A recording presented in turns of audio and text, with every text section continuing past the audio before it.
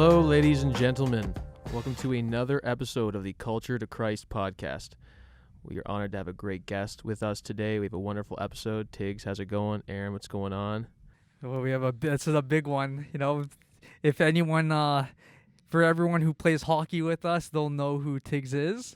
And if you don't, like, Tiggs is a very close friend of ours who, you know, like we go back many years. I'd say, well, how long has it been? Probably at least a good, 5 to 6 years, eh? Yeah, solid 5-6 now. Mm-hmm. Yeah. So, yeah, we're happy to get you in and, learn more about, your personal stories, stuff that you've went through.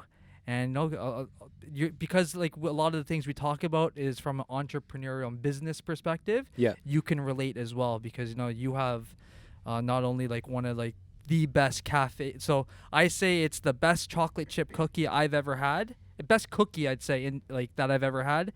Le Gourmand Bakery, that is yours. That it was passed down from your brother. Yeah. Right. And you've had it, Richie. Oh, it's so good. Am Richie I boosting or No, how you're not good is it? boosting. You're not boosting. You're hard on me. Eat this cookie, man. Trust me, eat it. And yeah, it's I want to say it from the top for people who, maybe they don't understand how life-changing this is. Go to Queen and Spadina Le Gourmand Bakery. Try the chocolate chip cookie or try a macadamia cookie. That's my favorite. But that cookie will change your perspective on all cookies. Yeah. It's the best It's cookie. like a sandwich. Won awards. It's a wonderful sandwich. It's literally it's when I had it, it is especially all the different cookie. flavors. Yeah. I like the white chocolate, to be honest. Yeah. Yeah. But they're like they said, they're like meals. When you gave me the cookies, I was trying to finish them. I was like, I gotta wait till tomorrow because I was like, these are it's a meal, man. It's not just you have a cookie. Oh, here's a cookie. It's no, it's something you can actually sit down and enjoy. So yeah, it's not like Oreos where you're gonna crush an entire row sitting and watching TV. Even though you still crushed your box. Yo, pretty yeah, fast, you crushed a couple. You crushed a couple, eh? I'm an eater, man. Yeah. I'm an eater. So I'm like, give me the cookies. I'm down. But you know what's so good about the cookie? The fact how moist it stays. Some cookies, after a day, if you leave it out, or even if you don't leave it out, it just dries out. That cookie, literally the whole week, stays moist. And that goes down to the preparation and the ingredients, right? The love. Yeah, I mean, baking really is a science, and I got to give it to my brother. He is the scientist behind that. But, I am a pretty humble guy, but in terms of the cookies, we'll take all the praise because, that's pretty much what my brother's been known for the past 18 years. For those who haven't been, it has been around for 18 years right beside Graffiti Alley. And, now me and my sister are kind of running the ranks and taking care of things for the time being. And you were the main tester of the cookie itself. When your brother reached out for a new batch or you're right, you're the first guy he called, right? Yeah, so I'm not too technical with the baking. I can bake to a certain degree, but I'm not an expert baker by any means. Like I said, it is a science. It's not something to be underestimated. But I was always his professional taster, right? So it's my nephews he started the business. My oldest nephew was born his oldest kid. So he was really young. So I was always me and my sister actually were always in the kitchen tasting things. And eventually after I graduated university and stuff, went on to manage the business for a few years. Anytime he baked a new batch, if I was away, I was always there. But in the event that I wasn't there, he'd be buzzing me. He's like, "Hey, we just tried this. We switched up the recipe. We put changed something, tweak something." He's like, "Go in, try it. Let me know what you think. But you got to go in within the next couple hours while it's fresh." So it's to your point, things do remain fresh because we are using quality ingredients, no stabilizers, stuff like that. Things are fresh and they do hold over pretty well from day to day. But whenever it came to tasting, it's I got to get in there within a 2-hour window, right? Mm-hmm. So, yeah. How often do people still come for those cookies even during COVID? They're still coming in on a consistent basis. You're you recognize people's faces. They have to come in for their daily cookie. Yeah, I mean, they're I don't know about daily. There's definitely quite a few people who do come 5 days a week to get a cookie. Which Aaron's oh, I was one of them. Again, for those of you who have had the cookie, you know how big it is, how rich it is. It's a meal. Yeah, it's a meal in itself. 5 cookies a week is aggressive. I don't know if you can maintain that for very long, but we do have our very loyal and reoccurring customers that we're very grateful to have.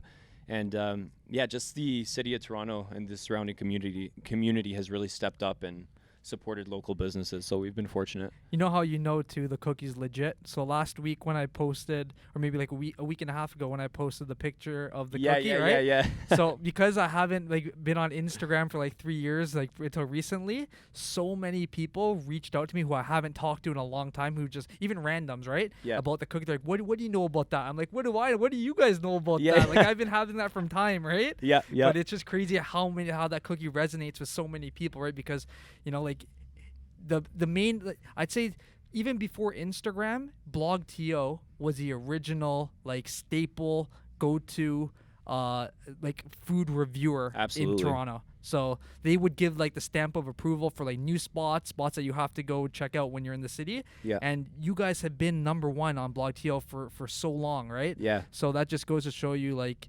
it's levels when it comes to and the how cookie. much because you have different locations. Yeah. How much time do you spend at each kind of location? Do you have to allocate that time during COVID, make all these different business changes?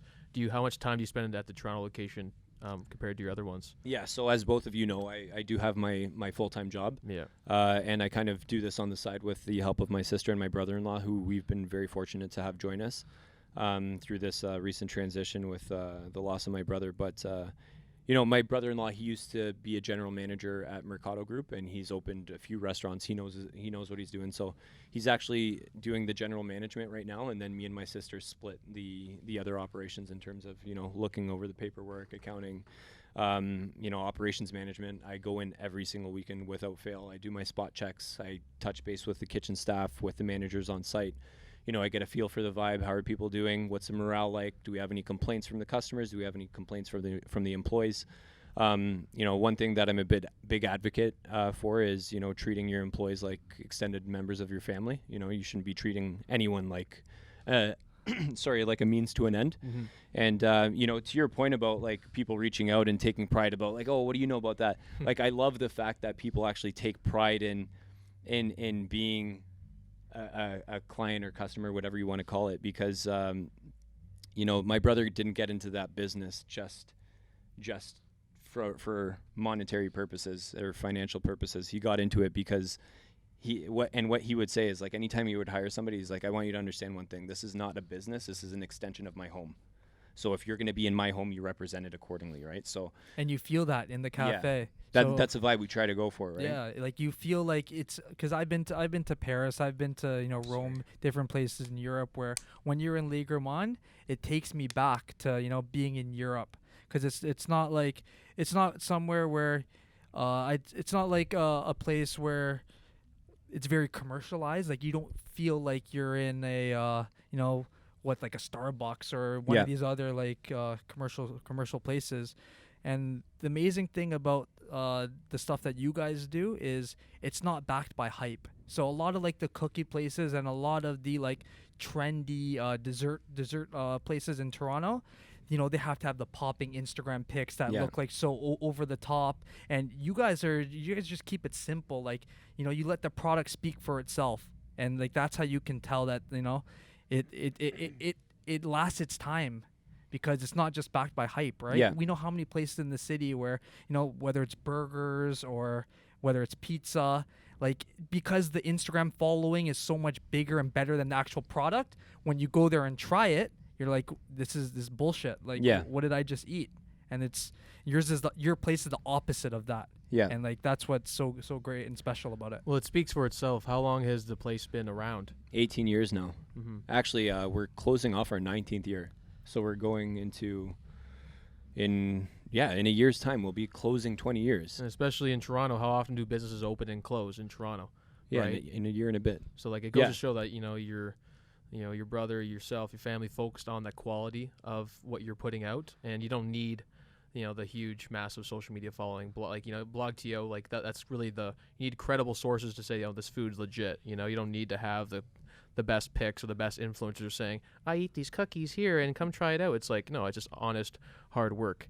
And what's so because you guys have a Starbucks that's 2 doors down from you too. Yeah, that just goes to show you I couldn't believe how that good. when I saw that. Yeah, like, man, to last there beside the Starbucks, you know how good your product has to be and your customer service, because when Starbucks comes on the block, we know they take over. So like maybe speak on that, how that was how it is to battle and survive. Yeah, I mean, again, I got to give it to the surrounding community, right? It's like, at the end of the day, we can put our best foot forward and try to offer the best products and services that we possibly can. But at the end of the day, it's up to the consumer, right? So when Starbucks hit the scene, again, 18, 19 years ago, Starbucks was huge, man. Like, you remember Austin Powers? Like, were they not in a Starbucks base or something like that in Seattle? The taxi driver, he's like, I can drink this all day. Yeah. So, like, I'm a Starbucks guy, huge, so. right? So it's like, it was the very in thing to do, right? And at the time when my brother first opened, he didn't have the variety of products and services he did. Like, now we have the breakfast pastry, the coffee, soup, salad, sandwiches, a hot table. We've expanded the offerings to meet the customer's demands, right? But back then we didn't have that, and it was the people who were able to identify quality and resonate with a small business and the working class, right? So, but yeah, to your point, it's like when that happens, my brother, like, for sure, he panicked, right? I remember him saying, like, he even approached the landlord and he's like, "What are you doing?" He's like, and again, this Did goes. he snapped, or he's kind of like, out of all places? I mean, like I You wasn't guys there. Coffee. I don't you guys know. sell coffee. Your coffee's good. Like, you guys. Yeah, also, yeah, I love it. I love it. You're a big coffee guy, I'm a Richie. huge You got to coffee. try that. Yeah. I mean, I shouldn't be saying this. I actually haven't had a coffee in over a year. That's actually, man. That's good though. Japan, man. Japan ruined so many things for me. I went there. It's like I came back. I couldn't eat sushi. I couldn't drink coffee. It's like I had the best there. Oh, geez. Right. So they take everything to the next level. But yeah, man. Going back to that topic of conversation, when your back's up against the wall, the only thing you can do is, at least in my opinion, is pray and put your best foot forward and. So how did your brother approach that situation, though? So you said he went to the landlord's, like, what are you doing? And then what were his steps to, like, having faith and, like, just pushing through? You know what? I actually think that moment of adversity was what propelled him forward and made him realize how resilient he can be in the face of adversity. I feel like when you're, I heard something, well, how does it go? Motivation is fueled by action. Right? So a lot of us sit and dwell and we're like, we don't have that motivation, and we sit and dwell and we wait for it. The quickest way to motivation is by action, right? Even if you take a simple small step. 100%. So I feel like that may, again, I can't speak 100% because I can't have this conversation with him, but according to the conversations I have had with him, my understanding is that that's what challenged him and made him rise to the occasion. That's when he started, like, pursuing baking on a professional level and learning the ins and the outs. Like, if you went to my brother's house, it's a library. Jeez. It's like a cookbook and baking library.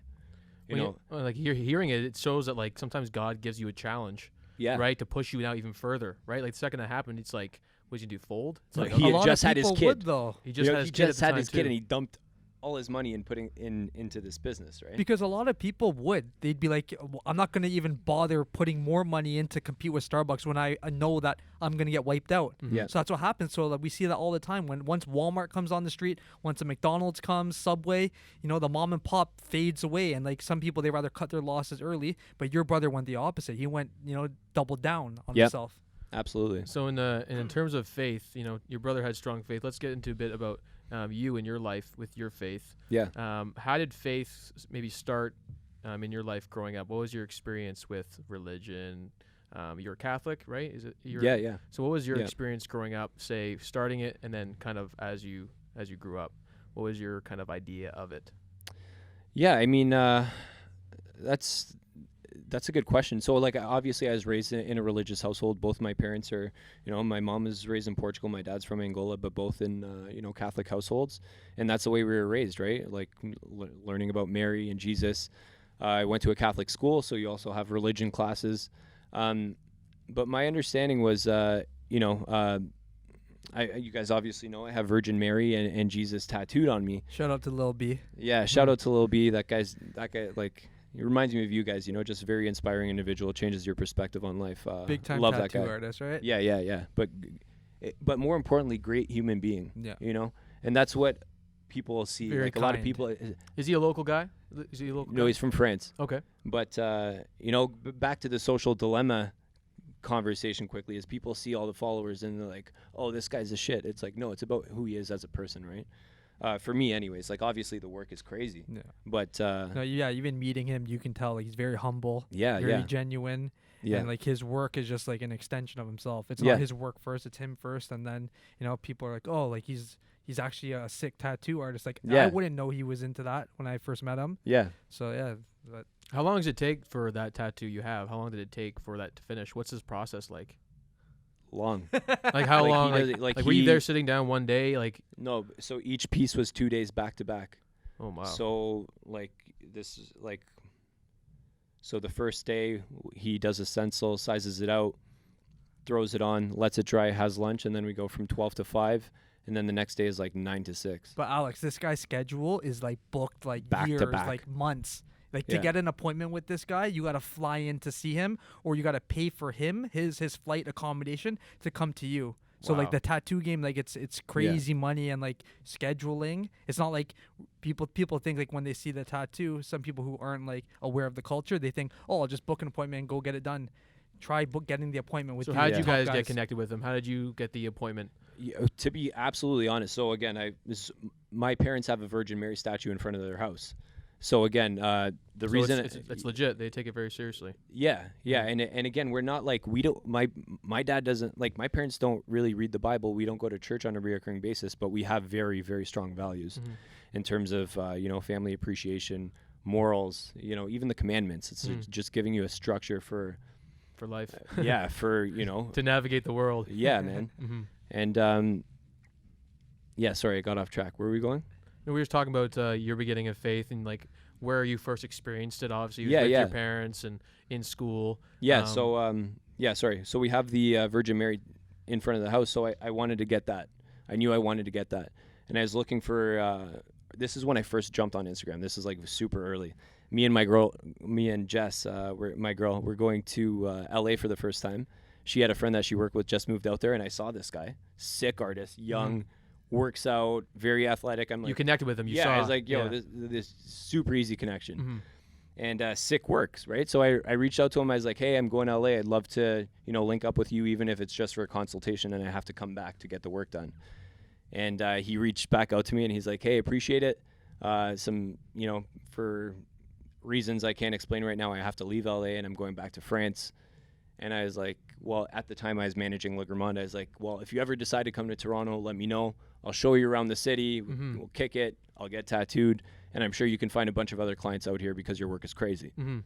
Bro, I'm not even joking. Like, I don't even know how much time went by, but like easy a year. Yeah. This guy reaches out to me. He replies back to your message a year later. Yeah. He's like, that's how you know how busy he is, right? Yeah. He's like, yo, I'm coming to Toronto. Do you still want an appointment? So we like exchanged information, had the FaceTime consultation. The day he landed, and this, like he's coming to Toronto for the first time, didn't really know what was going on. So I told him, like, let me know when you're landing and where you're staying. I'll come meet up with you. I'll pay for my appointment. 100%, yeah. Ahead of time, so you have money to spend. You don't have to go to the bank, whatever. So I went and met up with him to pay him so he can, do his thing, whatever. And I brought him like a care package from the cafes. I brought them like, at the time he's like all vegetarian. I brought him some green juices, some cookies for the boys. It was an instant. From there, it was over. Like, we kicked it the entire time. Yeah. From there, we kicked it the entire time he was in Toronto. So when I met him, was that the first time? Was that the same time? Was that the first time you met him as well? No, that was the second time. Second time. No. Sorry, that might have been his third time in Toronto. That's when I got the outside of my forearm done. But yeah, you guys broed it right away, like immediately. You're just at first it was like, yo, what's going on? Gauging, yeah. Yeah, and then I gave him the money. I like broke down the currency for him, and he's like, oh, yo, I appreciate it. And then I like pulled out the bag and like with the drinks and cookies, and they snapped. And what's crazy, because so he's from France, right? You have a French bakery. So and that that's connection, the thing. right? And so how did that start with the French bakery? Who decided it would be? You have a background? Are you background in French? No. My brother, just again from traveling. Okay. My brother used to travel, and he was very very into cuisine and fine dining, and just explored France and loved it. And just again, similar to to his experience in Japan, he just said, like, I went there and I loved it so much, and we had nothing like that in Toronto at the time. 18, 19 years ago, we didn't have that stuff, right? So he literally just wanted to bring a piece of it back. Wow. You know, and at first it started at a very small scale. Again, it was just like a few pastries and coffee, and then Starbucks opened up, and they're like, we gotta like really step it up. Yeah, so Starbucks Starbucks has to take some credit for for the 100%. how good the cookie is. It elevated it, made it step it up. Yeah. And when the shows you competition is like good for everybody to a certain competition's extent. important. Take it the in right life. way. Yeah, Yeah, exactly. That right mindset to see like, okay, I'm gonna push myself now. Time to get the ball rolling. Yeah. When you got your tattoo, did he how does he set up shop when he comes to Toronto? Like, does he in terms of he always has his stuff with him? Like, he doesn't really need much space to get the tattoo done for you? Because I don't have any tattoos, so I'm actually learning a ton right now just in terms of how does he set it up when you met him? Like, he gets an office space and kind of do it there, or did he do it like at your place? Yeah. So he'll either get an Airbnb, like Okay. he'll usually do it out of an Airbnb, Okay. right? Get a space that has some kind of an office space set up, and he'll either buy the material and what he ended up doing, like the first time, pretty sure it was the first time. Yeah, the first time he came, he just did an armrest. He just had a small armrest. I don't know why I'm looking around like I would find one in here. But Hey, we got one back there. But yeah, he just used an armrest, and like the guy's resilient. He's like small, nimble. Like the guy can.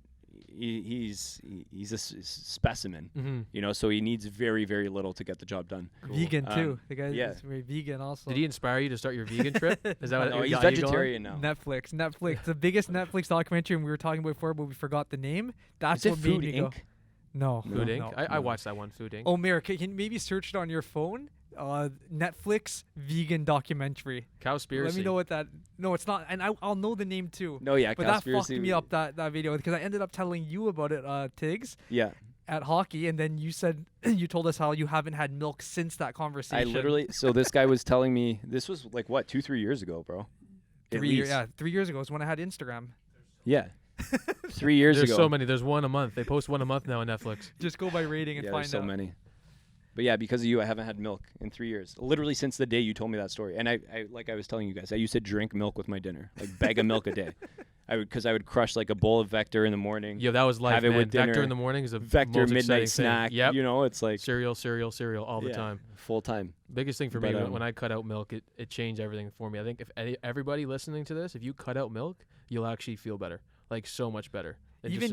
Just go when I was vegan for 2.5 weeks, it was the most energy I've had because everything is All so those nutrient based, right? Like it was the most like vegetables I've had. Mhm. Where like on the ice I was just buzzing, but then like you get to that point where the meals. If you're I think if you're a foodie, very hard to be vegan. Some guys, if you don't care about, you don't have an experience with like good cuisine, good restaurants, you could do it Mhm. because we know a lot of people like they don't care about what they eat. They just Yeah. eat anything. So That's like me, kind of. Or they're not like I'm an not really edie. into Like it. I don't have like a two. Like you. but teach you me- like your burgers though. Oh, really yeah. so that's different. But Different, I'm talking yeah. about You can guys eat. who. Like, yeah, I Yeah. eat, but in terms of like, I'm not really particular in terms of like the kind of meal. I just need a lot of food. Do That's your portions increase when you go vegan? Yeah, so you eat Yeah, a right. lot more, and You're but metabolizing a because you're lot quicker, shitting right? so much, right? Like you're Did always it clean in the your bathroom. system? Did it clean your Yes. system? But that was the annoying part that I have to eat so much more to stay full, and especially like if I'm on the ice a lot, like you're burning so much. So it. I guess in that sense, we were talking about, is it expensive to be vegan? If you're eating a lot more, it depends on your Mhm. metabolism. You have to buy more stuff. But the problem is like a lot of the processed foods that like, because so when I go to Whole Foods, right? So I remember my first time there when I was buying, groceries as a vegan, I was like, yo, I'm getting like fake pepperoni pizzas, like Yo. different stuff that I could reheat because I don't know how to cook. Yeah, So I'm yeah. getting all of these processed vegan meals, and then my sister goes to me, she's like, "What's the point of being vegan if everything is processed? Yep. It's worse for you than just being a normal, like just eating whatever it is because Yeah. at least you're eating, cooked meals. If I'm eating everything processed that's vegan, like fake Philly cheesesteaks and shit, That's like, insane, bro. Were you telling people That's you're going vegan, or did you insane. kind of just try it on your own? Were you telling people that, hey, I'm going vegan, or I'm trying it would only come out. I didn't like telling people, but it would come out if I'm out in public and eating with you. People would be like, "Why are you ordering that?" Right? And I'm like, "Yo, I'm trying a vegan flex." But then it was like, it got to the point where I told you guys when I got to Carbone, I was like, "Yo, I'm not. Once that veal hit the table on meatball, I'm not fucking vegan. Like I can't do it anymore." So How did your first meat meal. I got meat shock. So the first I bit into the meatball. What is that? Meat shock Yeah, when you what's that? haven't had meat for like, so for me it was like 2.5 or 3 weeks, which was a long time for me because I was Meat, probably yeah, eating every meat day, every day. Yeah. every day, 3 times a day. Yeah. So when I had meat shock, right, Seriously. I started like it gave me the shakes, and I googled it, right. I'm like, eating meat shakes, and it's called meat shock. So your body, when it hasn't had meat for a while, it takes time to adapt, and it can give you like the shivers and like, you know, raise your heart rate, and like it was like fuck. You're So tripping. yeah, but I was like, yo, it tastes so good. I'm gonna keep going. No. Yeah. Oh my gosh. And did you get it right away? You This start guy. eating, or like later on? Like you got it right away? Yeah, And you start shivering. You're like, okay, I'm just. But Yeah, I need first it. I couple- need it. I need first that couple- baby cow. First couple bites, I was like, yo, I'm getting meat shock because I googled it, and that's what it is. And I remember my boys. So we were sitting actually. Going anyways. This is Carbone.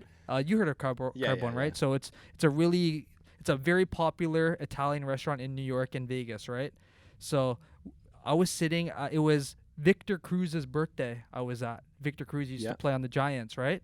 We were sitting at the Barack Obama table, they call it. So it's like one of the hardest tables to get in New York. Like you can't even get that table unless you know like people at Carbone. Mhm. So I remember when I was sitting there, and it was like one of my first times meeting Vic because I met him through one of my other boys. And as I'm getting meat shock, I'm like, yo, if I throw up here, how bad does that look at the Oh. Obama table? So I was like, fuck, this isn't like, you know. So Is I that just what state you were in? Like you weren't sure if you were gonna yak? yeah, because it was meat shock. So when you get meat shock, And it's this like you guy's start Aaron's powering Aaron's through the face. meal. We can do the Aaron's face is self-talk, just eh? like- We can do this. Yeah. And sitting beside me, I remember it was one of Rock Nation's managers. Like he's close with Jay-Z and shit. And he was looking at me like a bigger guy. He's like, "Yo, bro, are you good?" Like I didn't want him to snitch on me. You're like, "Yo, this guy's Jeez. gonna pass out or This something." guy's twitching. Yeah, This guy dropped something before he came to the meal. This guy's on drugs. Who brought this My guy? Lord. That's a crazy vegan story though. So if anyone's listening, don't go vegan if you don't No. have to. Don't do it. Oh man. And what? Not that it's a bad thing, but I mean, be prepared for the battle. I know it's not easy. I think that's a lot of things too. Is a lot of people now like they identify with like the diet they're on. You know what I mean? Like Oh. a lot of times too, just eat the way you want to eat. Like you don't need to like give it a label. You know what I mean? People will be like, "Oh, well, are you a pescatarian? Are you, you know?" It's like, I just eat food, man. Like I can't keep track, honestly. just eat. Like enjoy your meals. You know, you want to try to eat less, but stop like identifying with like your label of foodie. You know, like just I like to eat here. I eat here. I think like people, especially too with like the Netflix documentaries, it makes you feel bad to like eating meat. You know, like nowadays it's like, oh, you shouldn't eat meat. They do this to the cows. It's like Yeah, but there's one diet where you're eating a ton of meat. No. that's keto. I think that's the keto diet. Yeah. That's All See, that's what I fats. mean. Right To now. each their own, but at the same time, it's like I can't keep up to the terminology. Well, and speaking on like You know, food, have people ever come into your restaurant, into cafe, and like asked for like certain menus or like certain Diet restrictions. Yeah, does that happen at your place? What do you mean? Like ask if we have vegan, Like a items? gluten-free Yeah, yeah. meal, all that Yeah. kind of stuff. Do you Yeah. guys offer that? We do. Okay, Yeah, cool. we have some gluten-free items.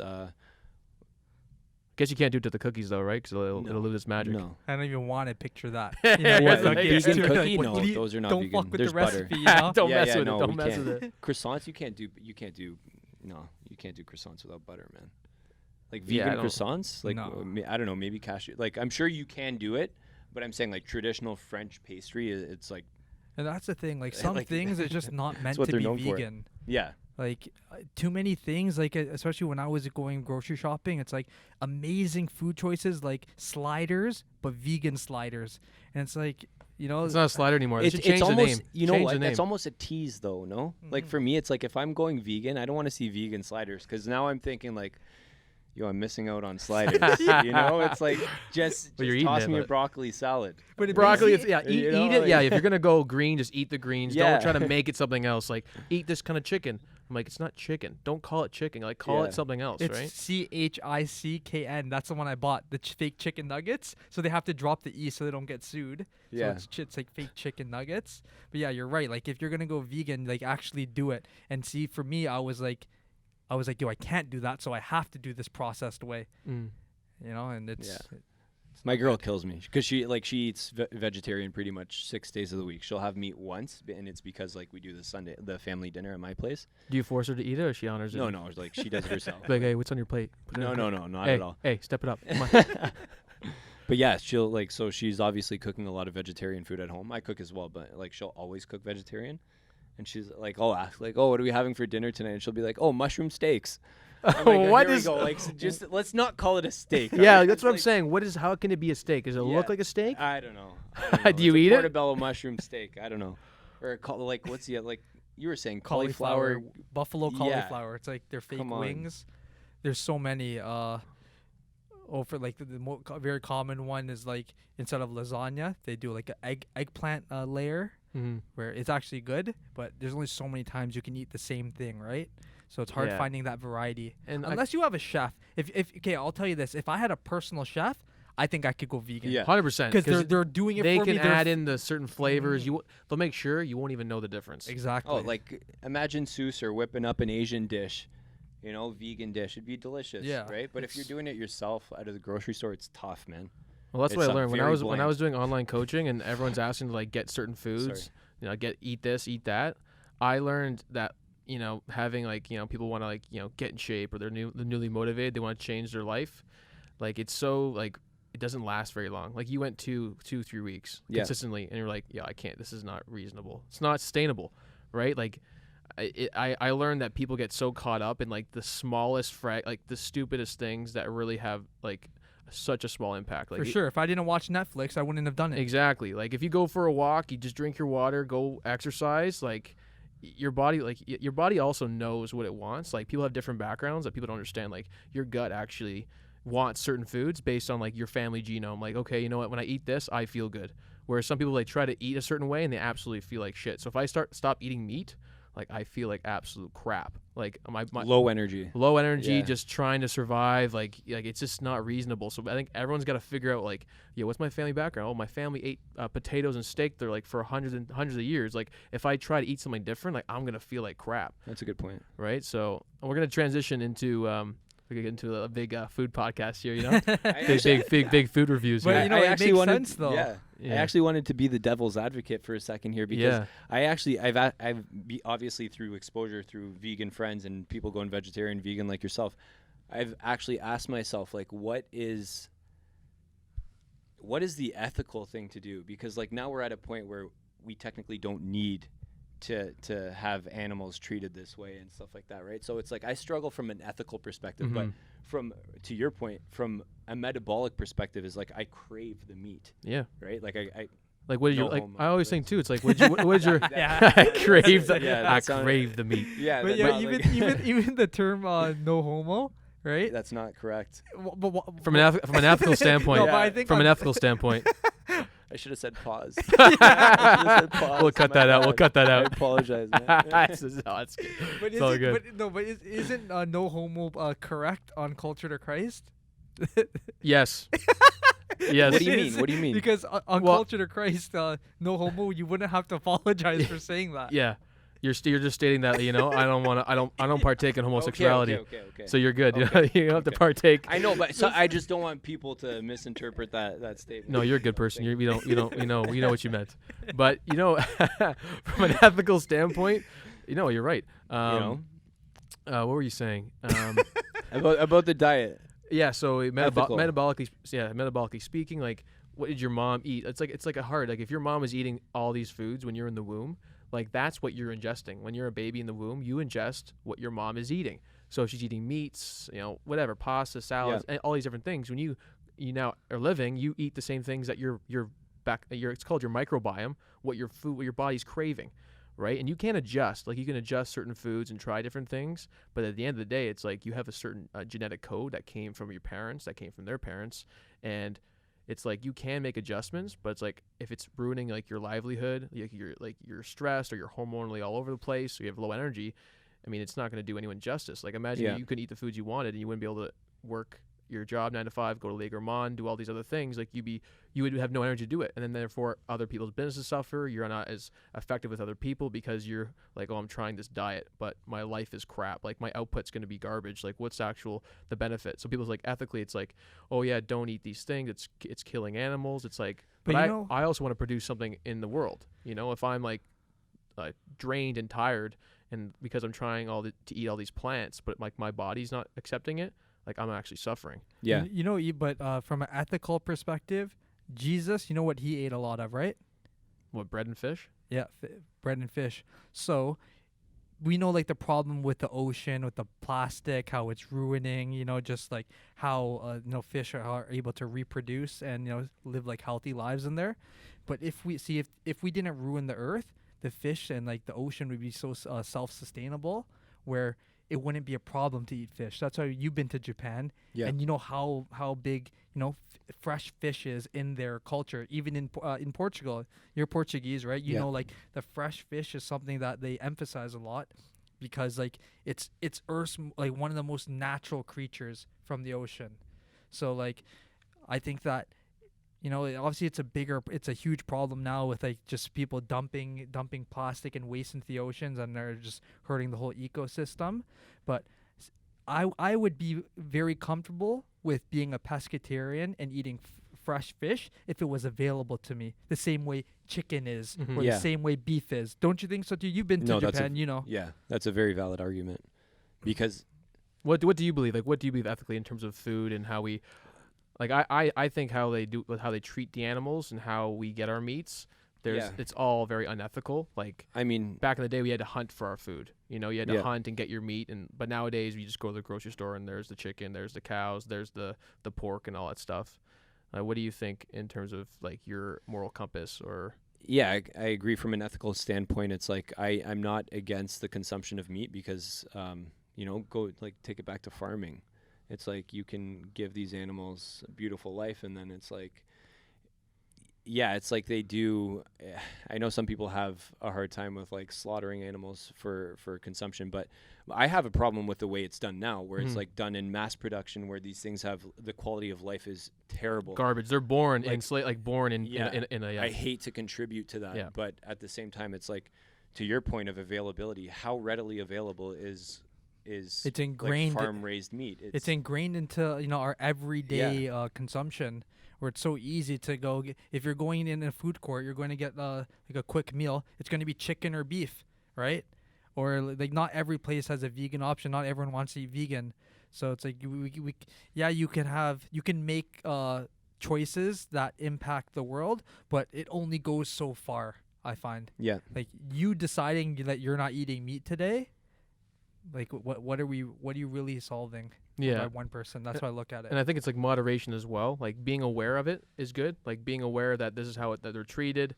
It's like, do you need to consume as much as you used to? Maybe it's like just dialing it back a bit. Like, okay, I eat meat at every meal. Let's do it every other meal. And that's what I have done, right? Yeah. I've scaled it back as much as I can, but I mean, do you have the conversations with your girlfriend about those kind of ethical questions, because she's a vegetarian?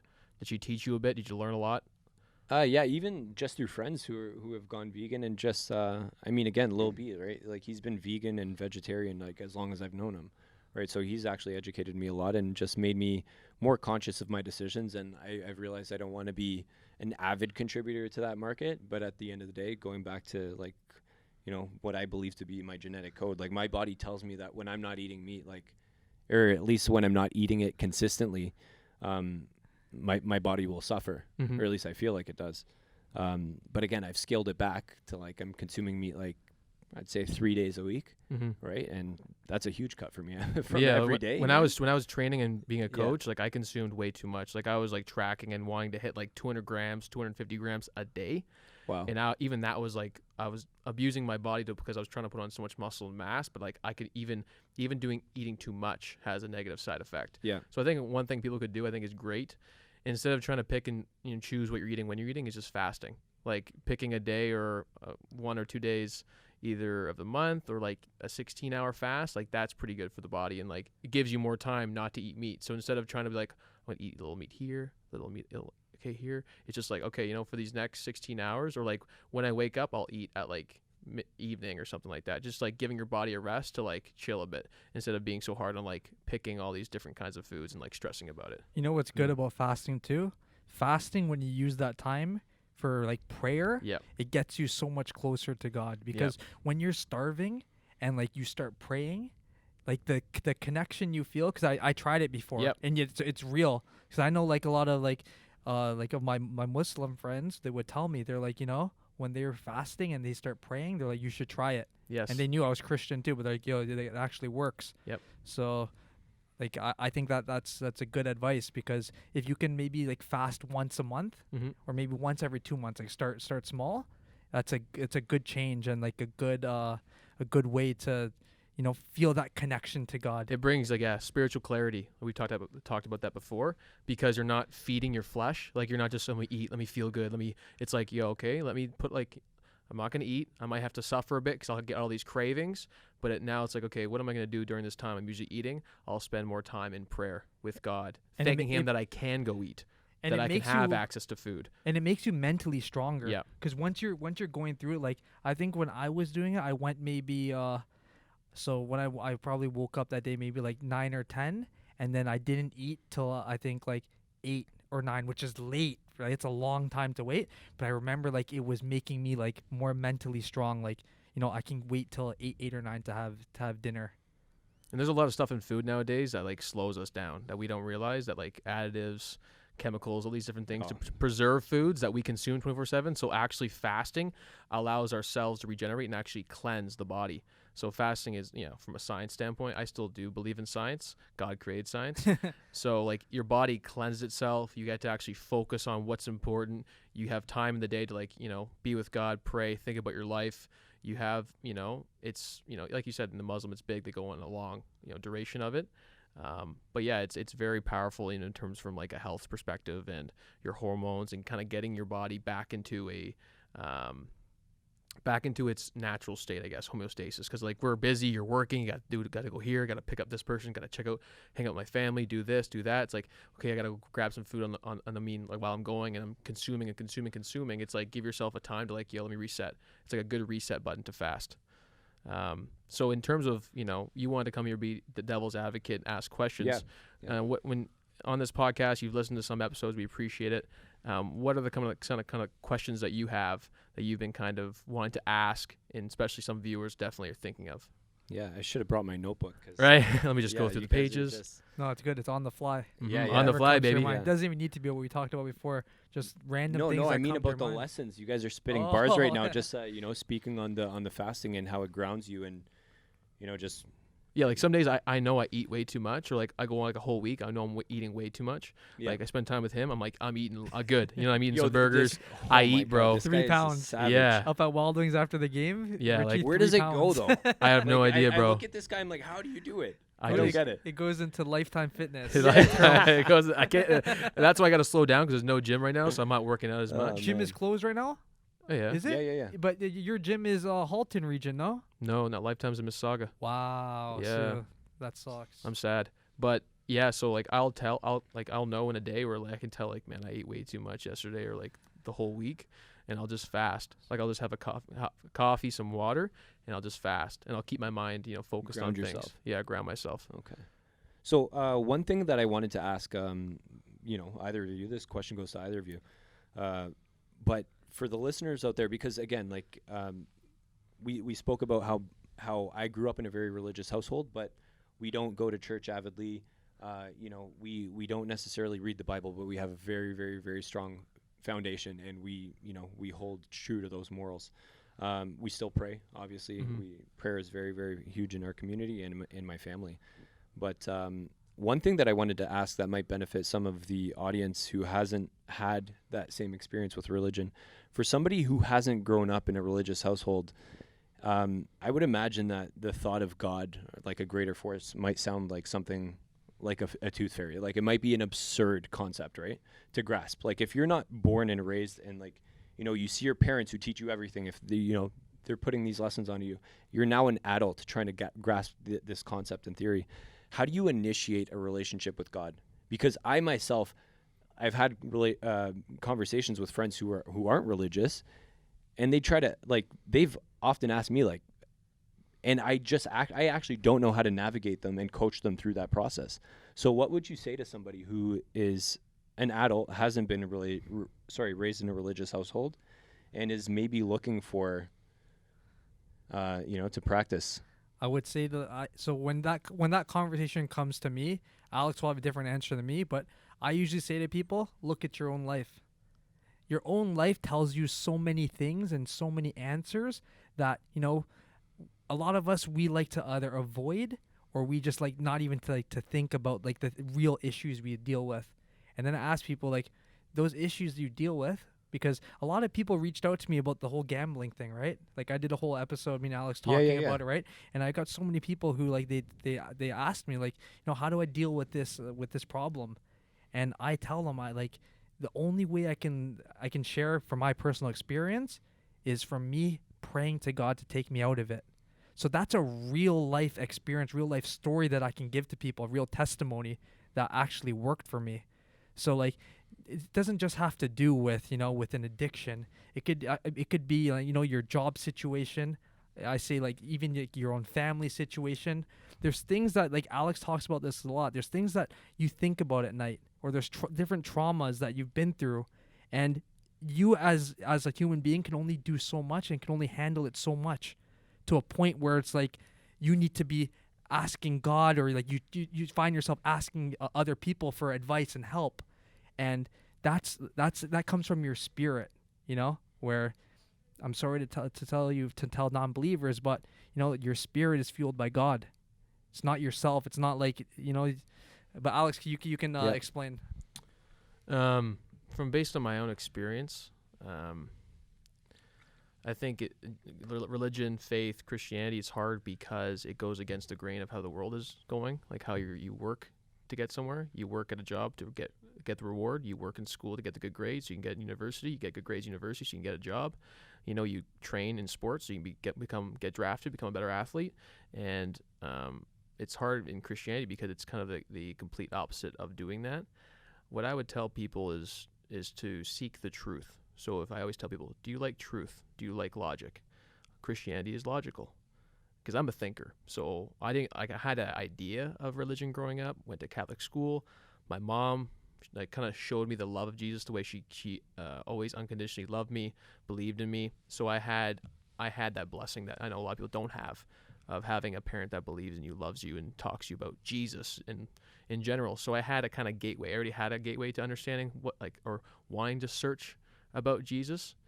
But I'm a logical guy. Like, I critically think. I was very practical. Like, I like the sciences. I like to train and work out and get bigger and hit goals and everything. So unfortunately, I'm like, you know, the whole religion thing, faith thing, I did it once in a while, but I don't know if I can fully commit. You know, I don't want to fully commit to it. It's a good idea. It kind of helps here and there, but I don't want to actually fully commit. So it was a process for me. So I always tell people, like, it's not going to be overnight. It'll take years. You ask yourself a lot of questions along the way. I asked myself a lot of questions. I questioned when I went to church. I'd question the pastor. I'd question even because I was still living a certain lifestyle that I'm like, nah, this is not true, because I wanted to justify my lifestyle. But I always tell people, like, Jesus Christ is real. It's not an idea. And a lot of times people think religion as just a way to control people. There was a bunch of these powerful, rich, or old guys writing this book to keep you from reaching your glory and actually achieving things you want in your life.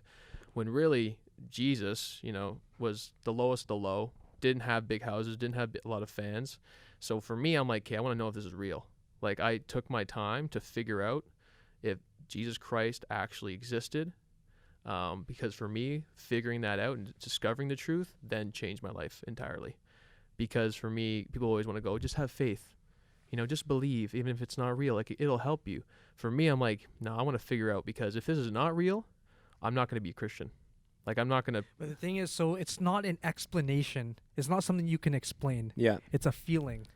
The feeling, like, of actually having a real relationship with God and praying and knowing that, like, you're not just talking to the sky. You're actually, like, you're seeing rewards in your life. Not just rewards, but you're seeing him working, whether it's through struggles, through pain. These are all like natural emotions that we have to go through. And when you're a Christian, you go through those things with God. You don't feel like you're tackling everything by yourself. Yeah. So it's like the question that you ask, me explaining or Alex explaining can only do so much. You got to feel it for yourself, because, like, you know, personal testimonies, like, that's my own personal experience. So, like, yeah, I can tell you about it, but you're going to have your own journey. You're going to have your own experiences with God where, like, you know, if you are humble enough to allow him to work, and like, you're going to feel it. And you actually have to believe in it too. It's not like don't just throw empty prayers into the sky just for the sake of it. Absolutely. Like no relationship, even in real life, works like that. Yeah, right. well, Like how many times do we try to like ask someone for something that or like we pretend that we actually care. Like it never works out. That's what I'm trying to say. Yeah. It has to when be we genuine. say we want something, but we don't really want it. How many times have plans canceled? And you're like, yes, like I'm happy now that those like I'll be the first to admit like there's situation where we don't even want to be a part of, and when the other person cancels or something, it's because you didn't even want to be there in the first place. You get happy, like it's because your heart's not really there. Yeah, and that's a good point. But the heart, like in terms of faith, people don't or God, religion, their hearts are hardened based on trauma, family experiences, the relationship with either a father, a mother. They went through abuse. People died in their life, so and they never had their parents never even mentioned religion growing up, so they don't have any experience around God, conversations about God. So for me, when if someone asks me who doesn't have the belief or the openness to search, I tell them like, okay, spend your time that because I always say like you want your life to improve, you want to get better. Spend your time researching on why you don't believe in Jesus. Like, just spend that time, because I'm not here to convince somebody who's hardened. Like, they don't want to know anyways. They really believe in that this world is just evil and based on their own experiences. But even if their heart isn't hardened, Alex, it's still not your job to convince someone if Jesus is real. Yeah. As Christians, we're not called to convince others to believe in Jesus is real, because Jesus and God give people free will, freedom of choice. Yeah.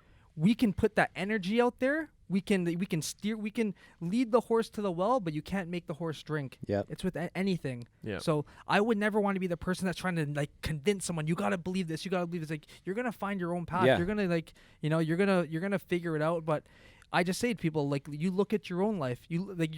God doesn't just tell you, God shows you. Yeah. Yeah. So and for me, like, I'm never going to push. You can read people. You can tell someone doesn't want to have the conversation, doesn't want to hear it. For me, I believe in preaching the gospel because it changed my life forever. I'm saved by Christ, and I want other people to be saved. I don't want people to live in misery, live in shame, live in guilt, think they can never get better. The devil's a liar. So for me, it's just trying to share my own experiences, my own testimony. Like, I think that's what helps people to feel like they can open up if you tell them things that they would never even share. So I'll talk about my sex addiction, things I was living in lustfulness. I'll talk about, certain traumas that made me do things that people are like, whoa, don't share that because you'll be judged, right?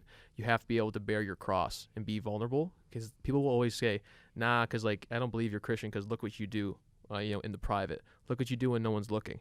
You're the same as me. People will, that's what some people think. Like, oh yeah, you're Christian on the outside, but really you're still doing all these things. You're watching porn, you're doing dirty things. So you really have to like not only believe in it, but like start to live that lifestyle. So when people look at you, they'll be like, man, like, look at how he's walking. Look at how he's moving. He doesn't have to even tell me about Jesus, or look at his life. His fruits speak for itself. And even when you still reach that point, you'll still get hate. You'll still get criticism. Yeah. Because Christians are the hardest on other Christians. Yeah. Because it's very hypocritical and very, there's so many contradictions from certain Christians, certain pastors, when, it's not our job to judge one another. God does that himself. Exactly. He'll judge us, right?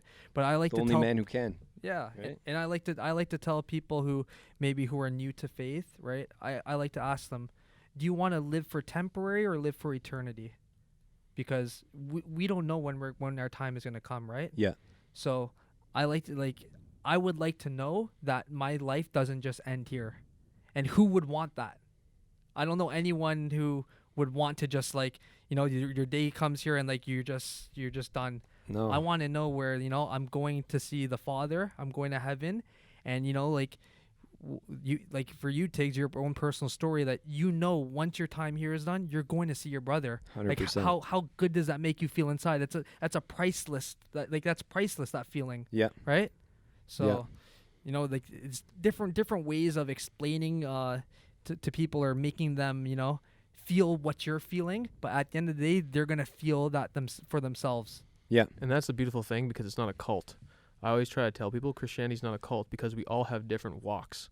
Yeah, like absolutely. Our life is everyone's so unique and individual. Like Aaron's walk with God was different than my walk. we both came to Christ, but 2 different ways. Yeah. It wasn't like, come to this venue and we're going to like, you pray this many times, do all these things, and now you're going to be a Christian. It's your own individual relationship with God, with Jesus, to get to the cross yourself, and then you meet people along the way who've had experiences like that, and then you connect that way. It's not you can't. I always tell people, you can't cult it. You can't make it culture. No, not at all. So what do you think? What comes to your mind?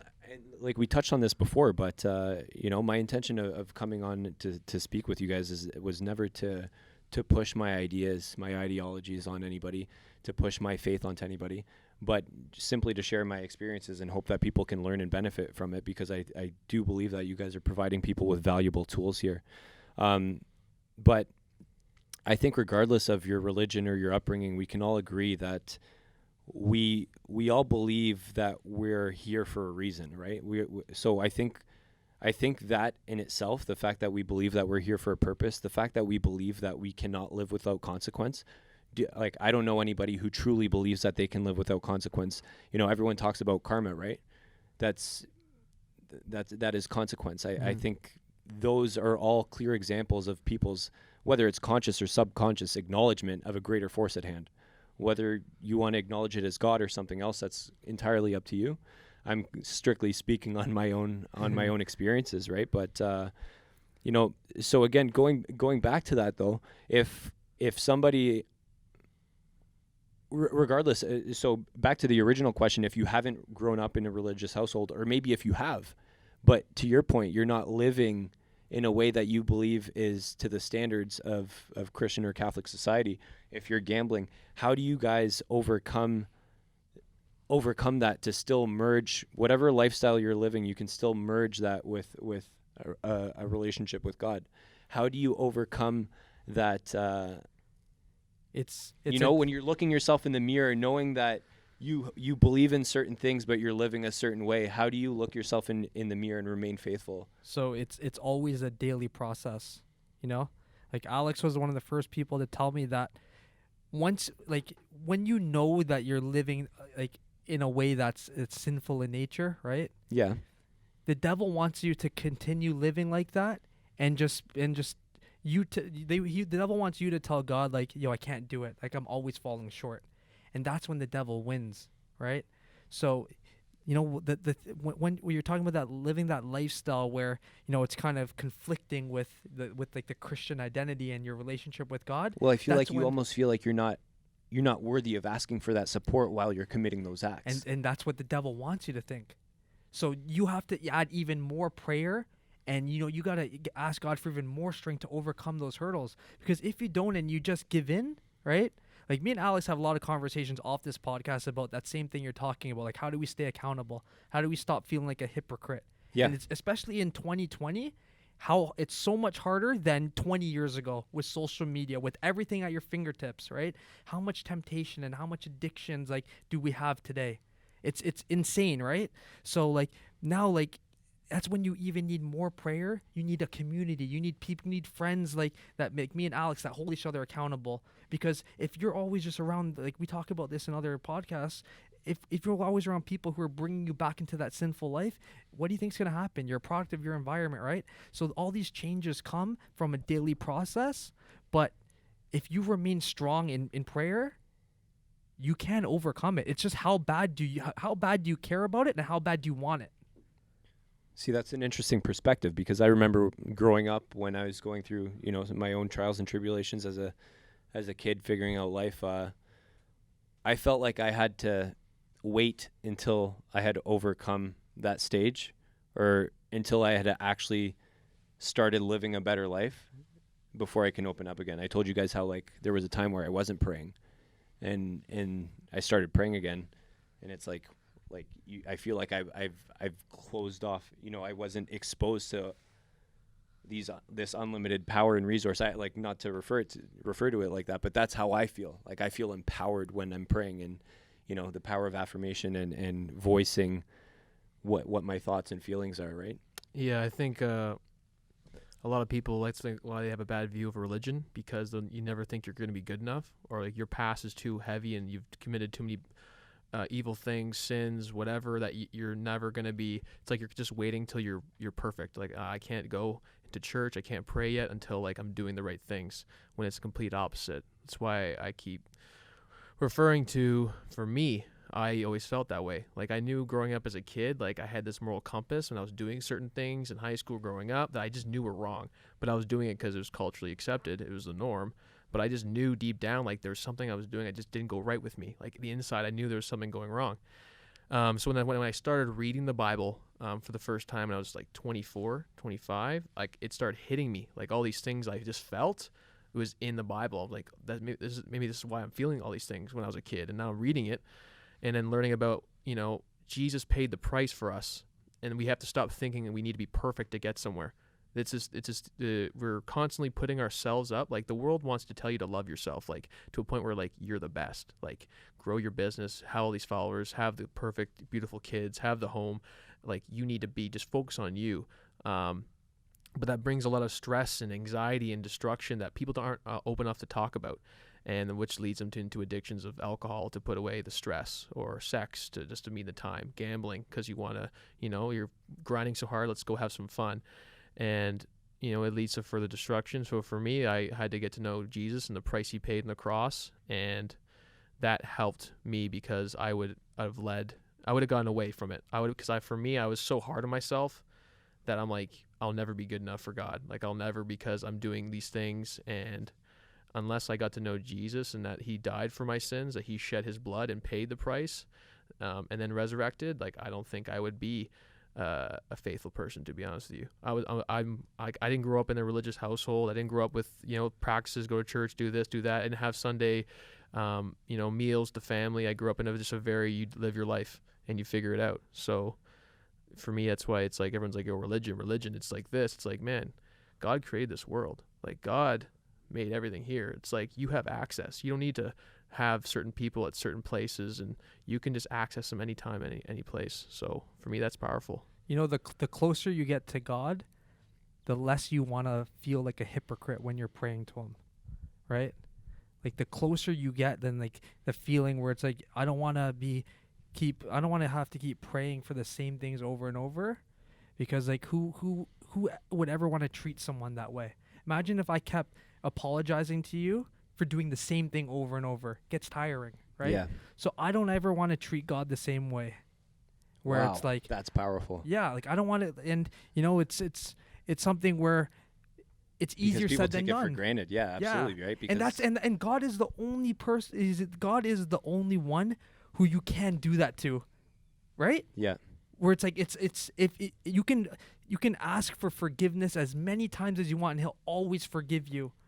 But it gets to that point where inside, like why am I keep asking for the same thing?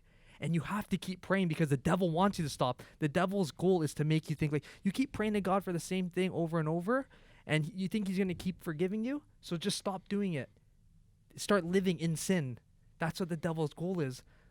Right? Yeah. But it's like you want to, and that's why walking as a Christian, it's the hardest thing. Mm-hmm. It's literally probably the conversation any addict would have is like, wow. You can't do what your flesh wants being a Christian. So is it ever too late? Can you ever reach a point where it's like, I've done too much, or I've neglected this relationship for too long? For those people out there who might have these questions, it's like, is there ever a point where you're beyond salvation? Tell the story, Alex, of the murderer. Yeah, Jeffrey Dahmer, who chopped off people and ate kids. You know Jeffrey Dahmer? No. So when I went to New Hope Church, the pastor talked about God's forgiveness. We have to understand that God is not human. We like to logically think of God the way we are, right? Like Aaron said, how many times your boy gonna apologize to your boy about lying to him until he forgives you? Like we're like, nah, F you, bro. You just keep messing up, and God is not like human. God is above us. God is before anything. There was God, and He created this world. So it's like we have to get rid of our human standard the way we think of God. He's not. It even says, seek not your own understanding. That's God. It's not whatever you think of God as in your understanding. You have to get rid of that. So when I heard this, like Jeffrey Dahmer, found people, chopped them up, ate them, put them in stew. He, this is a real story. Pure evil, pure evil kind of guy, and he went to prison and he started reading the Word, and God convicted him. He started changing, because when you're in prison, all you have is the basics of life. Like you have your meals, you're by yourself, so he's with his thoughts of the things he did, and you're with God. God is going to be there. Jesus is always, I always say, he's at the front door. You just got to open the door. So yeah, he was reading the Word, reading the Bible, because in prison they have access to church and pastors. And he just started reading the Word and repenting, and God was changing his heart because he opened his heart. A lot of times people are committing all these evil things because somebody, killed their mother, killed their, so my pastor's asking him, can you forgive Jeffrey Dahmer for killing and chopping up children, eating them? Would you be able to forgive? And he asked us that, right? Like, would you be able to forgive Jeffrey Dahmer? And of course, instinctually, you're like, no way. This guy killed people. He sought them out, ate them. No way. And it's like, that's what power of God is, because God forgives. If you repent on your sins, like, sin is everything. Sin is like, there's different levels of sin, but, he went to God, opened his heart up. He's like, I can't believe, he started to see the damage and all the evil he did, and he asked God for forgiveness. And like, I'm not sure if he got the death penalty, but the pastor asked us, would you forgive him? But even if you do get the death penalty, if you actually ask God for forgiveness, and God will know if you're genuine or not, right? If you give your life to him, you can still go to heaven. That's the beautiful thing about, like what Alex said, he's not human, so it's not black and white. Yeah, like how we think is not God. Is not God. So let me ask you honestly, if somebody, Jeffrey Dahmer, say this guy chopped off people, someone killed someone in your family, would you forgive them? But we see that in the news a lot. Like, like some of the strongest people are the ones who they say, like, I forgive that officer for shooting my son. Yeah. Or I a lot of mothers, a lot of mothers that lose their son, they go hug the person. And what do you think that is? That's God working through. Like, that's how to have that courage of being able to forgive, like, the murder of your child. That's crazy. That's like incomprehensible, right? It's funny you ask. Well, it's funny you say that, because I was literally about to ask on the flip coin again, just to be the devil's advocate for those out there, any people who might still have questions. Where was God's presence in the lives of the parents of those children? Right. That might be because oftentimes when people lose somebody, there's resentment, right? Mm-hmm. Blame it on God. It's like, God, I've lived a good life. Why me? Right. So I always say the God gives you free will. Aaron talked about that, right? God doesn't say you have to obey me. So basically, going back to your question about if somebody, you'd be like, God, why are you doing this? Yeah, and I would ask you, where was God in my life when I needed him, for example, right? So it's like, how do you explain that perspective to somebody? That's a tough question, because it's somebody's bearing so much emotion and pain. But right? in that exact situation there, that Jeffrey Dahmer, when he was committing those acts, the devil was inside of him. Mm-hmm. He was committing those acts in the name of Satan. Mm-hmm. And we always talk about there's two forces in this world. There's the devil and there's God. So if you worship Satan, the devil pays. And there's people who act in Satan's name. So at that point, he was acting in the devil's name. So, like, God is not always going to be the one to defend it if you pray to Satan, because we know there's people in this world who worship and, who work for evil. Well, Tiggs, you believe in God. Yeah. Do you believe in the devil? Yeah. So a lot of times people maybe believe in God, but they don't really know much about the devil. I mean, and sin, and kind of even the biblical understanding of what do you mean by do I believe in the devil? Like I acknowledge him, but he exists. Sorry, you know he exists. Sorry, I should say I know he exists, but I don't You don't I believe don't in acknowledge. him. Yes. Yeah, I don't acknowledge that side of things. So that's the hard part, where it's in an effort to avoid any of that toxic energy. You know what I'm saying? I know what you mean. You don't want to. You don't want to feed the beast. Like, yeah, you don't want to feed the evil. Yeah. So for people who are like, "What's this guy talking about?" Like, for example, like I don't really watch horror movies because I'm not into like watching exorcisms and like these spirits, and it's not me. I don't believe in that stuff. Like I believe in stronger stuff than that. Doesn't like I have zero interest in that kind of stuff. So a lot of times things happen. God allows the devil to do things because the devil can't. I'm not going to get into the biblical context of everything to confuse people, but God allows the devil to do things. There's more than one force. Yes. Right? So we talk about how the devil was an angel.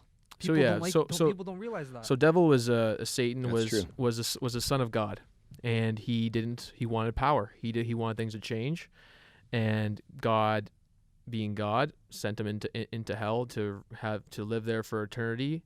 Satan tried to beat him, couldn't beat him, and Satan then tempted our civilization into sin, and we live now in the devil's playground. We talk about that. This world is not based around God-ordained things, because if it was around God-ordained things, there wouldn't be a Jeffrey Dahmer, there wouldn't be rape, Jeffrey Epstein, Jeffrey both Epstein. Jeffreys. There wouldn't be these things. That's why everyone thinks, how could God do this? And I always tell them there is the devil as well. If you still have questions and you still maybe want to talk to God, or you have anger at God, then you have to believe in the other force as well, right? If we know their evil exists and we think God exists, we have to have the fair conversation of like, okay, let's have conversations about both, because a lot of things, God will protect those that spend time with him, that worship him, that stay out of the bad areas. Like we always tell people, nothing good happens after 12 at night, 2 a.m. Why are you always out at night? We know those things, right? We spend time with certain people that do certain acts, things happen, right? So people, you say, yeah, what about Jeffrey Dahmer's parents and the children? It's like, they could be sometimes, I think everything in life pushes us closer to God. So when tragedy happens, we go, why God? God constantly wants us to check us to go towards him, because we like to think this is forever. This is forever. You know, how could bad things happen? This is forever. And it's like, no, this is not forever. This is your testimony. This is your test in life. And if you want answers, God will provide them. If you do not want answers, wait and see what happens next. So it's hard for me to give you the answer of like, what should the parents do? It's like, if they don't believe in God, they're going to be angry and live in the resentment and bitterness. And who knows what's going to happen next? Because if you live in those spirits away from God, then you're going to get more of what the devil gives you. And that's destruction. That's loss of life. That's someone fires you from your job. Someone robs you. Someone kills someone. That's just the way it is. It's hard for me to kind of give, I want to keep it really simple for people to know if God exists, Satan exists. And the reason for Aaron and I want to live a Christian life, because we want to get away from sin, because we like our bodies like that stuff. Like our bodies crave foods, crave, women, and like these things. Like it's not like I don't like them, right? But I know that when I start doing those things start happening in my life that I don't want to happen. And so like this might be a crazy concept for people to grasp, but even if someone passes in your family, or if let's say you pass yourself, yes, from the outside looking in, it can look like that was a loss you took, right? Which it is, but on the flip side, it's also a very big victory, because we know that once you leave this earth, if you believe in God, right, you go to heaven. You turn away from your sin, you repent for your sin, you accept Jesus as your Lord and Savior, you go to heaven, which is the greatest gift. Once you actually come to terms with that, it's greater than anything that this world can provide you.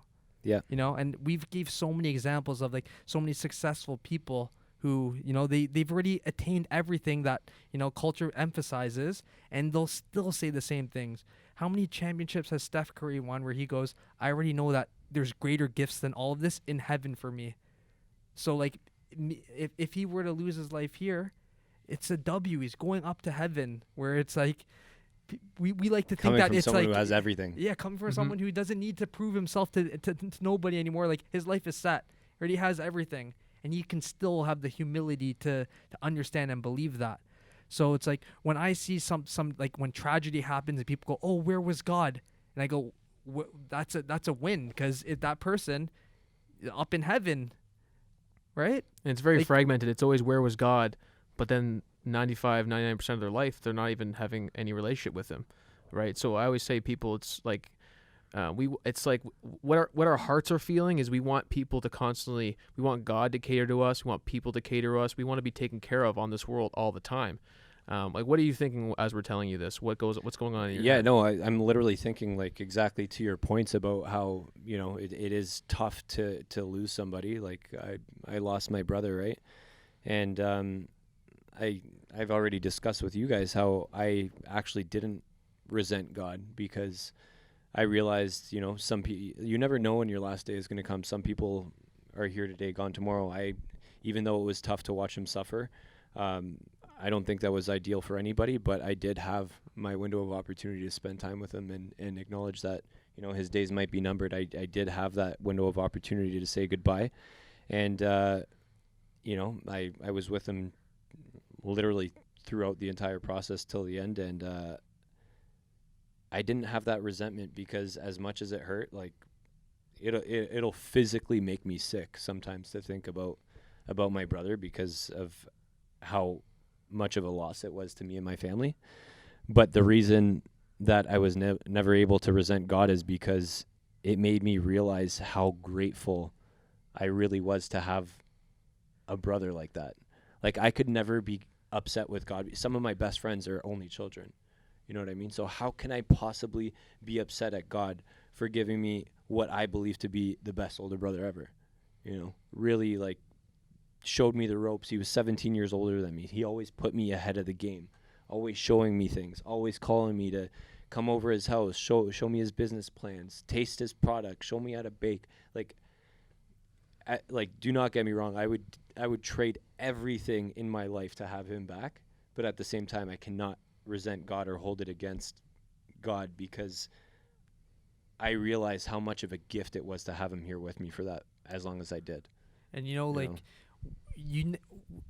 people who know you, because me and Alex, we saw you, every week, right, for that, and the energy you brought to the room, to just being around people, the Holy Spirit was showing through you and was shining, because you wouldn't even know what you were going through during that time, because you're always positive, you're always uplifting, you're always you care for others, you're always asking people how they are, and that's genuine, love from God, him working through you. So that's something that we never took for granted as well, and everyone knows that's one of the greatest gifts that you bring to the world, where it's even in trauma that you're going through, you still you knew God took your brother to a better place than here.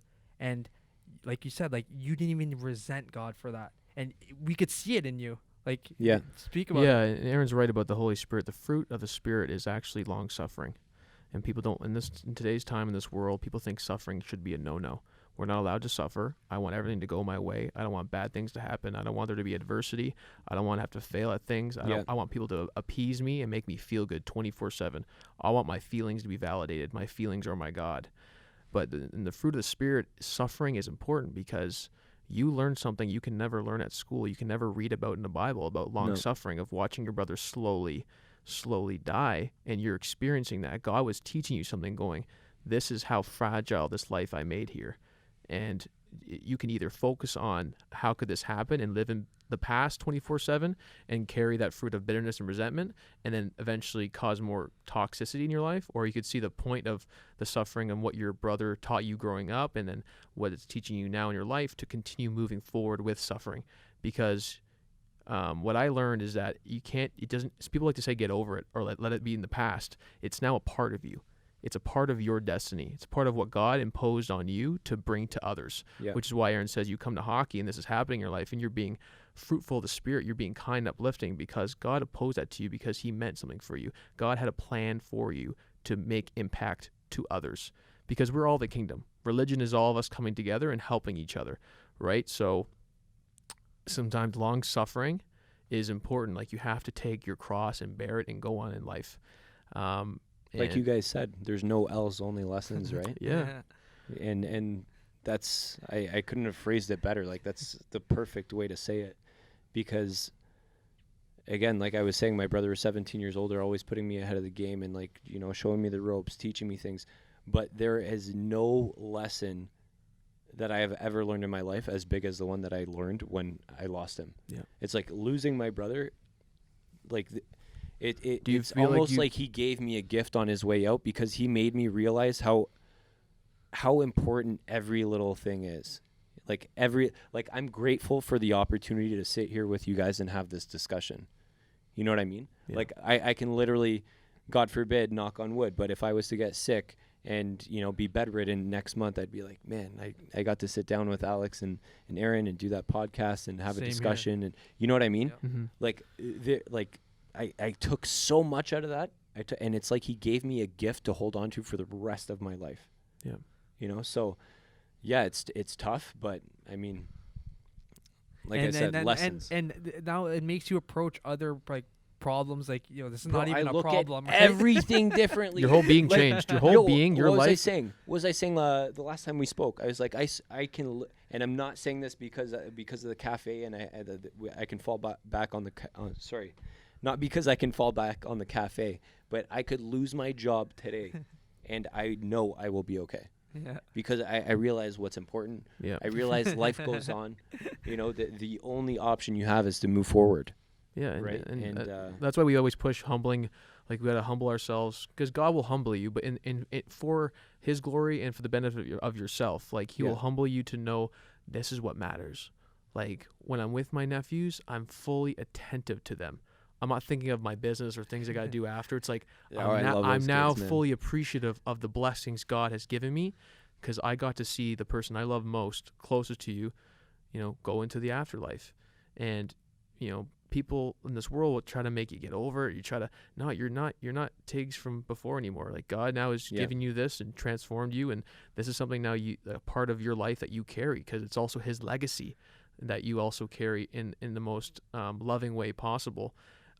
Because everything is for God, and we try to help people, start thinking and perceiving it differently, not how the world wants you to think it as. Because if you think of it as the world, you're like, screw God. Like, you make sure everything. Look at all this crap, COVID, all that stuff, right? Why did God put out COVID? That's people thinking, right? Why would God allow this to happen? Get rid of it. So. And that's the thing. I was very fortunate to have, like, obviously my friends, my Jess. Like, without her, she's been great. But my family, my friends. Guys like you, like I've known you guys for like 5 years, and you guys were some of the most supportive people, right? But going back to the original question of that resentment to God, it's like, again, I didn't have that opportunity, because as fortunate as I was to have the support system I did with family and friends, when I was up at night by myself, when Jess is sleeping, and I'm dealing with myself, and I'm going through those emotions and dealing with the loss of my brother by myself, the only person I had was God. So how am I going to be upset at Him? Amen. That's the only Amen. Honestly though, like, Amen. I'd be up at night, because I try not to affect other people. Yeah. You know what I mean? So I'd hold it in, and then, like, sometimes I'd be up at night by myself. I'm and the who same. do I have? Me and God. Yep. You know what I mean? Just my prayers. Protect my family. I've never heard you once really ever complain. Like, have you Never. Really never. I've never seen you come into the room like pissed or like, maybe Well, after a loss. Maybe after a loss, yeah. but After like, a loss is different, after though. A loss, but like After just a in loss, general, it's like a. you're it's a- never like, your energy's never negative. Like, we all know there's people who just bring down a room and just like, it's always a complaint, or like, I have some friends who will probably watch this and be like, "Yo, they don't know this." No, but This guy you whines know all me. the Like, time. if somget gets under my skin, like, you'll see when we're playing. Like, Yeah. I'll get it's competitive. different. And If someone like, if yeah. someone's ready to fight, you're ready to drop the gloves. You're ready to go. But for generally speaking, it's like, I love to be happy and have a good time. I love being around friends, and But I think you feel the Holy Spirit when you're in the room. Like, I feel it. Yep. the feelings are mutual, man. Yeah. and Like I said, you guys were like huge support systems when I was going through that time, and not a lot of people knew. Like, I didn't advertise that. That's what the beauty of know, God. it's like- God places people in your life when you need them. Like, when you're actually going through stuff.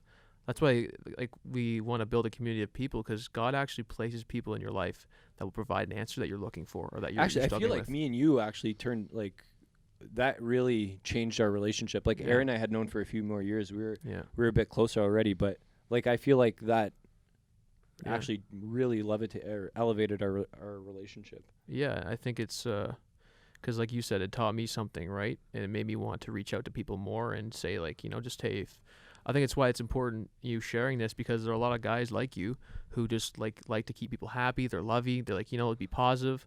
But when they're on their own, that's when the war's happening. So I think it's That's when you're vulnerable. Yeah, that's when you now at it's your like weakest. there's no distractions. Work, my phone, my girl, my food, my family. Now it's like at night, it's like either we have, like we said, there's two forces at play. You're either riding with God or you're riding with devil, because the devil will make you think very negative and very bitter of like, why this, why me?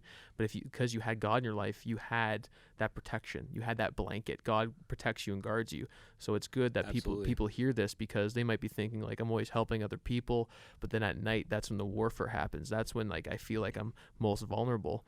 And to hear that now you're sharing that, it's going to help guys who, or girls that are constantly, making sure everything's good, that life's positive, and to know that, maybe I'll start sharing what I'm struggling with at night with some of my close friends, so that we can, because like you said, you start sharing that, and then maybe they can say like, yeah, me too. So then you don't feel like you're alone and like you're in those, those dark spaces. So thank you for sharing that. Yeah. Well, likewise, like, again, going back to how me and you kind of, you shared some personal experiences that really made me, realize a few things and really helped me manage my own emotions. And that's why I always like to share and tell people, even yourself, like, it's only been a year for you, a year and a bit, and like, just let it be part of you. Don't try to bury it. Don't try to, it changed you. It made change you for a reason, and it's like a new part of you.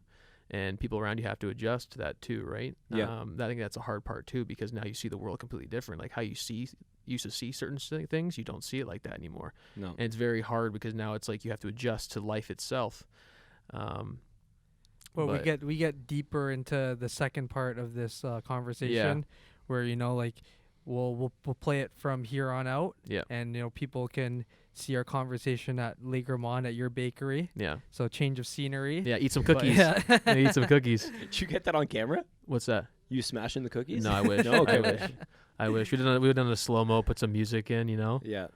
But it's I appreciate you spend the time with us today. No, again, it's a pleasure to be here. I'm very grateful for the both of you in my life, and you guys, I'll say it again. Best first guest ever, man. Yeah, I hope so, man. Yeah. Any other questions? Hitting those 12s? Oh yeah. Any other before we leave? Any other questions you have that you came to mind at all? Or are you good to? Any other kind of devil advocate? Any questions you kind of came up to your mind? The last question that I wanted to leave you guys with, or leave the audience with, is essentially because of the title of the podcast, and because it's something that resonates with us, culture to Christ. Can you balance the two? For an obvious example, like hip hop music, a lot of times it's vulgar, aggressive. Like, now that I'm older, more mature, I've had different life experiences. I was raised on hip hop music. I didn't listen to anything else, like maybe the odd Beatles and some other stuff, but it was very, very predominantly hip hop. So that's still what I listen to. But like, I'm using that as an example, but someone else who might be living with something that isn't, completely aligned to their faith, can you balance the two? It's I'm still rapping these lyrics, but then I'm like, no, we talk about that a lot. It's very hard because we're still in the culture every day, right?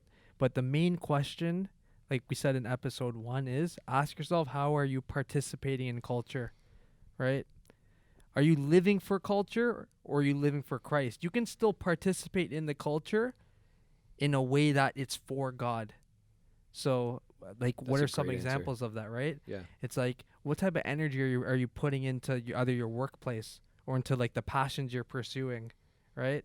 Are your culture, we know it's so multifaceted, so there's so many different aspects, and whether like for me, so when I was in clothing and like idolizing like musicians and like artists, like that's the wrong way to be participating in culture, because I was a sheep myself, and it's crazy because people look at me like, yo, like but you're a trendsetter too. Yeah, exactly. So like, I didn't want to say that about myself, but like people look at me like I was an influencer and like streetwear, this and that. 100%, yeah. And it's like, but look who I'm getting influenced by, right? Like, I'm idolizing guys like Kanye, like, like memorizing Drake lyrics and this and that. Like, I was so ingrained in that because that was like my world. So you have to be able to step out of that world and know that, God is bigger than anything else, right? Yeah. So yes, we're still in the culture, but it's how are we participating in that? Mm-hmm. Okay. And we all have our personal issues, like personal strongholds that we need to work on. So I think it's very independent of the person. If everyone's working on the relationship with God, God will reveal what you need to work on and what you need to stay away from. Like, I grew up in hip hop culture as well. Love to dance, love to sing. Yeah. And that stuff for me now, I know because I'm a lustful guy. I have lust issues, like I love women and I enjoyed having sex with them. So like, those are things I don't want to live that lifestyle anymore right now. I'm trying to work on my relationship with God, heal some things. So I know if I start listening to hip hop, I start, going to clubs again, these certain things, I know where my weaknesses are. So I think everyone needs to just find out with God, what are my weaknesses? You know, is it gambling? Is it this? Is it clothing? Is it artists? Just find individually, because everyone's unique. We all have different upbringings and experiences. So if you just work on your relationship with God, he'll be able to reveal, like, you know, these things for you, like, don't participate in culture in this thing. Spend time with me if you're thinking about those things. But on these things, you don't have an issue with. Like, you can do it because you don't idolize it. You don't worship it. Okay. Like, we're not going to be able to, like, culture to Christ, not like we're not telling people, guys, stop watching movies. Stop listening to rap. Like, just read the Bible 24/7. Like, we know it's not like that. But I feel like that's something that might hold the audience's attention and be like, how can you balance the two? So that's a great answer. And that's when you just see also your daily patterns. Like, for me, when I was gambling, I knew it was a problem because it'd be nonstop. It's not like I could just do like one bet a year, or like some people like, oh, let me bet like, you know, $100 on a Super Bowl. Me was like, you know, like I was addicted to gambling. That's when, you know, I'm participating in culture the wrong way. Yeah. Right? Like, that is my God now, gambling. Yep. For some people, it's other things. But like, culture to Christ is, we're trying to help bridge that gap, because we lived in the culture really like in depth, and we still are in the culture. But now we have Christ to help us navigate through it. And that's what this is about. And I think that's the beauty of the podcast. I think it's finding the balance, so we're not in such a materialistic mind state, such a, you know, subconscious mind frame where we're not even acknowledging the toxic content we're consuming and you know, idolizing these people blindly, right? And it's everything. It's not just that. There's culture is like, you know, just watch Social Dilemma too. Just like every day on Instagram like that. That's culture. Yeah. You know, there's so many things that just take you away from God and take you away from things that actually matter. Yeah. And we just want people to wake up. Yeah. We just want people to But that's what I love, is like, you guys touch on everyday topics about, you're still talking about the culture, but you're bringing us back down to earth and cleansing the material out here, you know. It's staying grounded. We just like, you got to stay grounded in all of this, right? Yeah. Especially with COVID, you know, like a lot of people, they've lost, like, you know, their routine or things that like maybe they conquered an addiction, but now because there's no hockey, or there's none of this, where it's like now you're back to. I know a lot of people started smoking again. That's what I mean. A lot of people. Yeah. That's culture to Christ right there. It's like we're all in it together. But it's like, how are we going to help each other and like don't go through these battles? Yeah, and God is the best, because he keeps you and helps you, keeps you accountable, and he'll catch you before you go too far. Like, oh, you're slipping, you know, he'll catch you, like, you know, like COVID for everyone. Like, some people went back into old habits. Like, if I didn't have God during this time, I don't know, I would be doing some things, you know, some things that I wouldn't be proud of, based on things that I struggle with, and God's able to, you know, hold on. Like, let's sit down for a bit and let's go over, this is an issue, you're addicted to this, and now let's see how you can kind of get out of it. It just keeps you awake, man.